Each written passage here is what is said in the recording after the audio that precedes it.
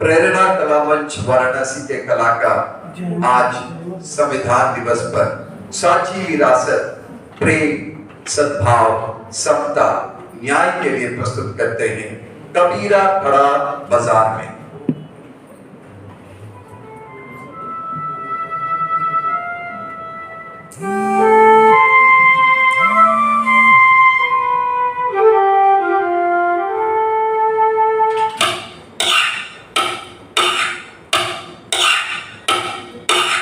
झीनी झीनी बीनी चदरिया, झीनी झीनी बीनी चदरिया, काहे का ताना काहे की मरनी, कौन तार से बीनी चदरिया, झीनी झीनी बीनी चदरिया।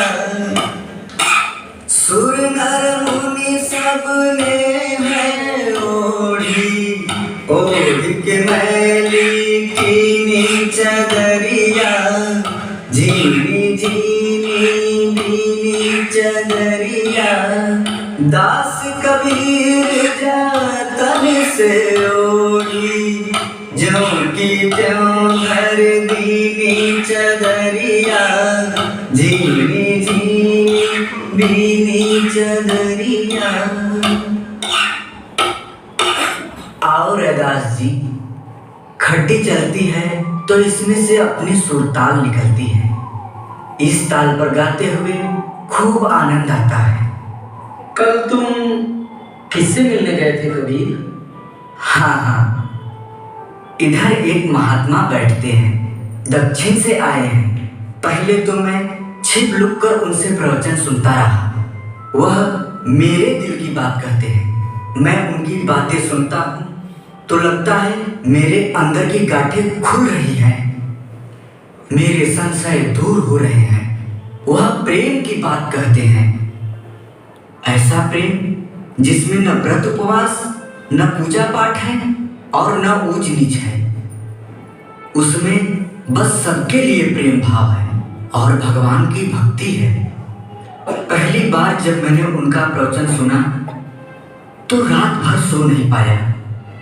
तभी मुझे लगा जैसे अंधेरे में प्रकाश की किरण फूटी है। मन में कहा, कबीर दास, तुम अनपढ़ हो तो क्या, तुमने बात तो समझ ली, जीवन का महामंत्र तो पा लिया। मनुष्य से प्रेम करना ही भगवान की सच्ची आराधना है।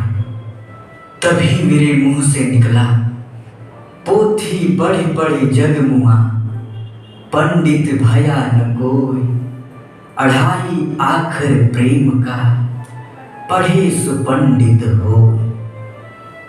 लगता है जैसे मुझे मेरा गुरु मिल गया है। रैदास जी, उसने मेरे दिल की थाह पा ली है। न हरी है जब तप की में, न काया के जारे,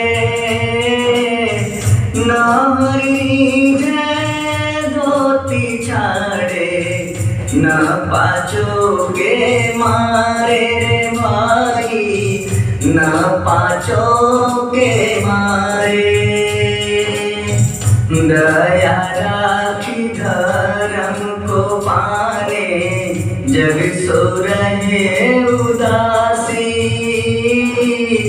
अपना साजिब सबको जाने, ताहि मिले अविनाशी रे भाई, ताहि मिले अविनाशी रे भाई, ताहि मिले अविनाशी रे भाई, ताहि मिले अविनाशी।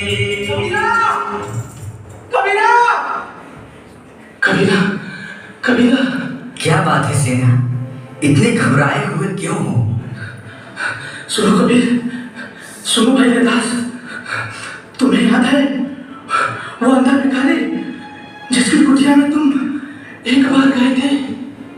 हाँ, तो बड़ा मीठा कंठ है उसका, गाता है तो लगता है आकाश से चांदनी झरझर कर उतर रही है। उसकी लाश ला रहे हैं। कोतवाली के सामने तुम्हारी कविता गा रहा था, कोतवाल ने उसे कोड़े लगवाए, चौथे कोड़े पर ही दम तोड़ गया।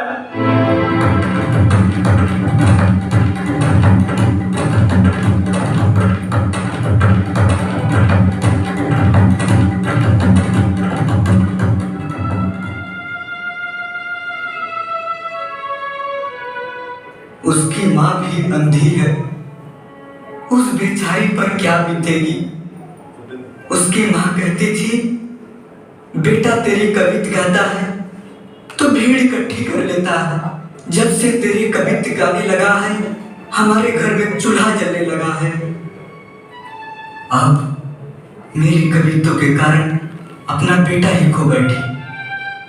रैदास जी, कहो कबीर। रैदास जी, और भी तो लोग हैं जो हमारे कविता गाते फिरते हैं।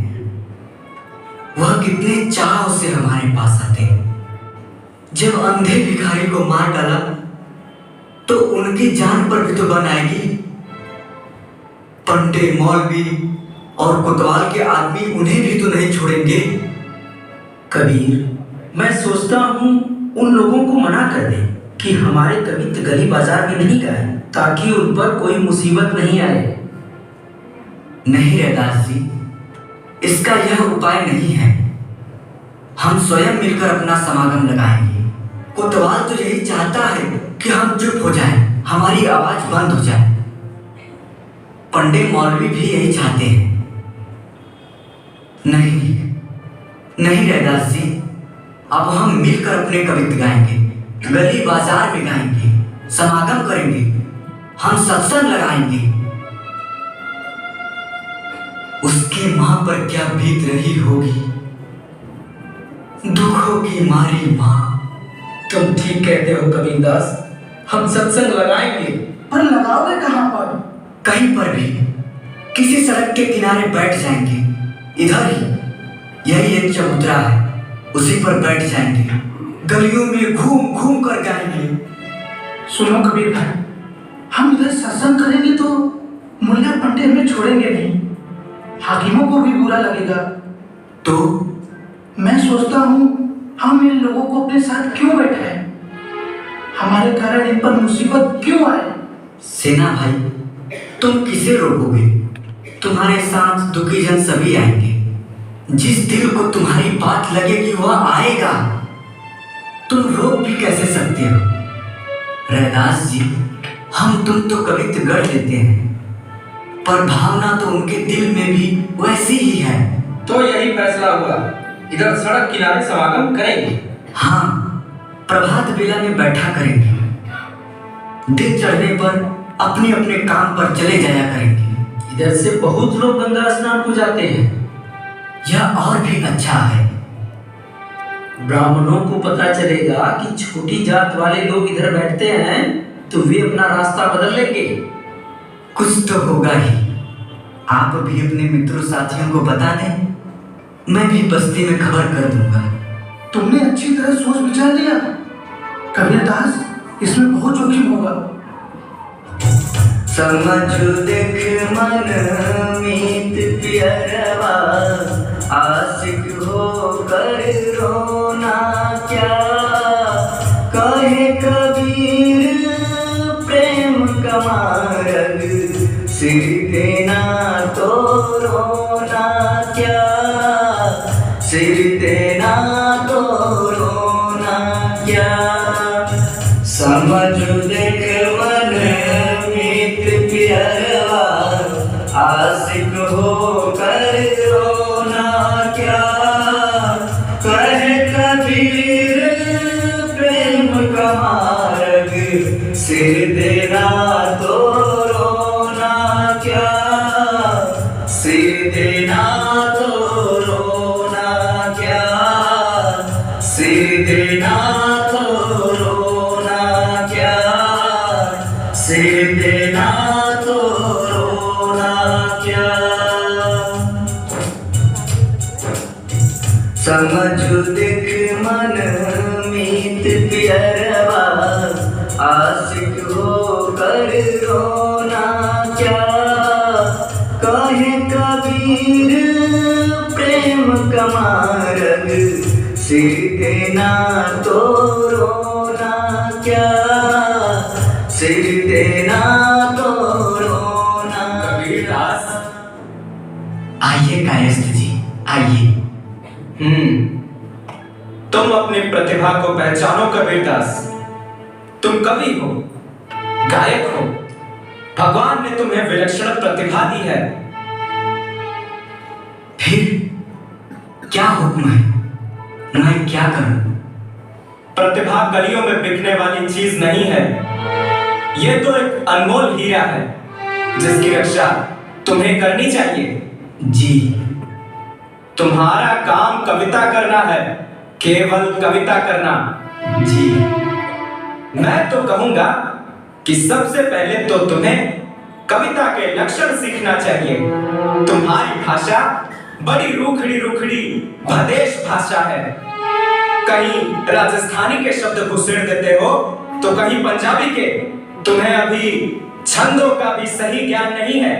तुम कहते फिरते हो मसीह कागज छुइयो नहीं, कलम कहीं नहीं हाथ। मैं कवि नहीं हूं साहिब, मैं तो जो मन में उठता है बोल देता हूं। इसीलिए मैं कहता हूं तुम अपनी प्रतिभा को पहचानो। तुम कवि बन सकते हो, लेकिन इन पचड़ों में पड़े रहोगे तो सारी प्रतिभा खो बैठोगे। कौन से पचड़े साहिब? यही खंडन मंडन, ये कवि का काम नहीं है। कवि की साधना तो सरस्वती देवी के चरणों में होती है, गलियों या बाजारों में नहीं होती। कवि के कानों में तो स्वर्ग की अप्सराओं के घुंघरू बजते हैं, और तुम कहते फिरते हो संस्कृत अंधा कूप है, भाषा बहता नीर है। बिल्कुल गलत। भाषा निर्मल जल की भांति शुद्ध और स्वच्छ होनी चाहिए। गवारू भाषा में कोई कविता कह सकता है? जी। कभी मौका मिला तो कोतवाल साहिब से तुम्हारा जिक्र करूंगा। बड़े लोगों की नजर चाहिए, उनकी कृपा का हाथ तुम्हारी पीठ पर हो तो क्या मालूम तुम्हारे घर के सामने भी एक दिन हाथ ही झूलने लगे। वाह। एक बार प्रतिष्ठा मिल जाए तो सभी दरवाजे खुल जाते हैं। इस वक्त तो तुम्हारी बात किसी की समझ में भी नहीं आती। तुम हिंदुओं को भी गालियां देते फिरते हो और तुर्कों को भी।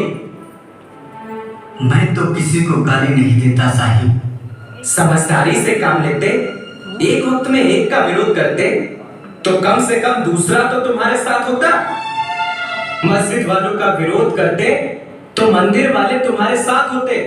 तुमने तो दोनों को एक साथ दुश्मन बना लिया है। मैं तो किसी को अपना दुश्मन नहीं समझता, मैं तो प्रेम की बात करता हूं।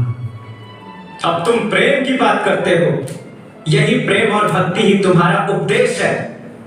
तो जहां जो बैठा है रहने दो। पहले कोई अपना धर्म छोड़े तभी वो सच्ची भक्ति कर सकता है। इसमें तो मुझको तुक नजर नहीं आती। आपको नजर आएगी भी नहीं साहिब। तुर्क तुर्क रहे, ब्राह्मण ब्राह्मण रहे और जुलाहा जुलाहा, और तीनों भगवान की भक्ति करें, ये बिल्कुल मुमकिन है। तीनों भगवान के सच्चे भक्त और तीनों एक दूसरे के दुश्मन, और तीनों एक जगह बैठकर भगवान की भक्ति नहीं कर सकते हैं। कैसी बहकी बातें करते हो कबीरदास। जो भगवान से प्रेम करेगा वो इंसान से भी प्रेम करेगा। ब्राह्मण ब्राह्मण को इंसान समझेगा और तुर्क तुर्क को इंसान समझेगा, और दोनों मुझे नीच समझेंगे। नहीं नहीं, तुम भूल करते हो। मैं उन्हें गले लगाना चाहता हूं, क्या वह मुझे गले से लगाएंगे? इसकी क्या जरूरत है? जरूरत इस बात की है कि भगवान उन्हें गले से लगाए और भगवान तुम्हें भी गले लगाए। उनका भगवान मुझे गले नहीं लगाएगा साहिब, वह भी उन्हीं को गले लगाएगा। फिर एक बराबर कैसे हुए? क्या एक साथ मिलकर बैठना जरूरी है? सुनिए साहिब, मैं हूं तो नीच जाति का अनपढ़ जुलाहा, पर एक बात तो मैं भी समझता हूँ, जब तक किसी की नज़र में एक ब्राह्मण है और दूसरा तू, तब तक वह इंसान को इंसान नहीं समझेगा। मैं इंसान को इंसान के नाते गले लगाने के लिए मंदिर के सारे पूजा पाठ और विधि अनुष्ठान छोड़ता हूँ और मस्जिद के रोजा नमाज भी छोड़ता हूँ। मैं इंसान को इंसान के रूप में देखता हूँ। सुनो कबीरदास,